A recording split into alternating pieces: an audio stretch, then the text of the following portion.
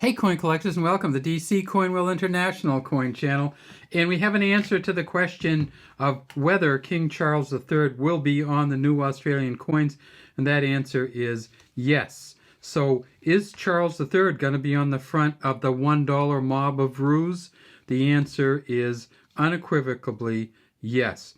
And here's his mother on the 1985 mob of ruse $1 coin, Elizabeth II, Australia, 1985.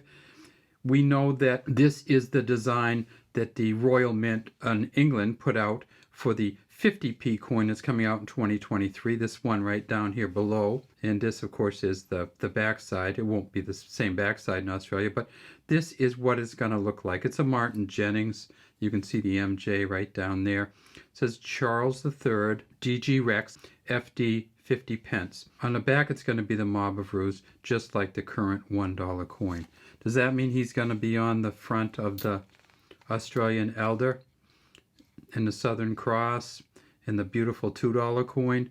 That does mean exactly that. So when these coins come out in 2023, you can expect them to have King Charles III on them. So that also means that King Charles III is going to be on the front of the coin with the emu on it, the 50 pence coin, or 50 cents coin now from Australia, with the kangaroo on one side, the Australian shield in the center, the emu on the other side, and the 50 in the center. And Charles III is going to be on the platypus coin. Just that Stuart Devlin. Oh my gracious. And you can see the SD down there for Stuart Devlin. What a sweet coin this is. The platypus under the water. And that also, of course, means that King Charles is going to be on this coin, the lyrebird, Lyre bird, the male lyrebird coin, the 10-cent coin from Australia, and the echidna, or spiny anteater.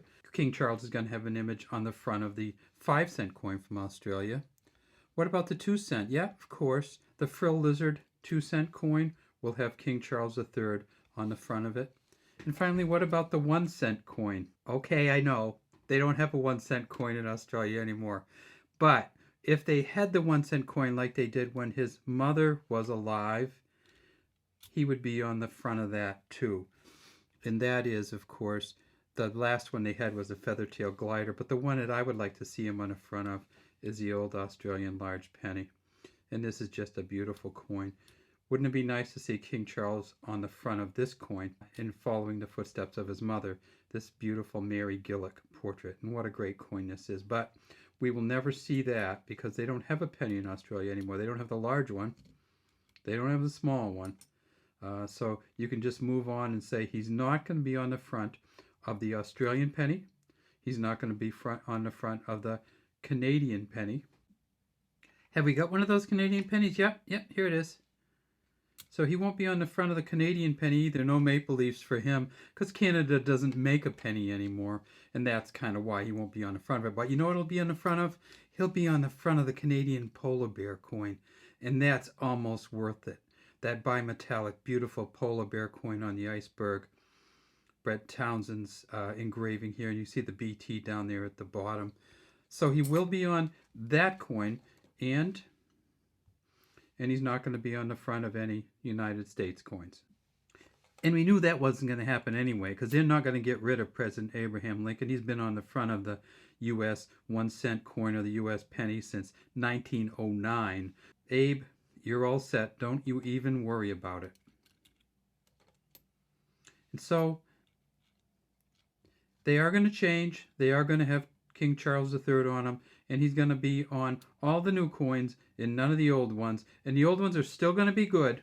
So keep using your Queen Elizabeth II Australian coins and keep collecting them, because the King Charles ones are going to be a big change, which hasn't happened in Australia or in England or in Canada or in any of the Commonwealth countries since 1953.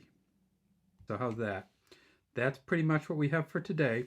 We'd love to have you subscribe to the DC Coinwell International Coin Channel and leave any comments you might have in the comments section.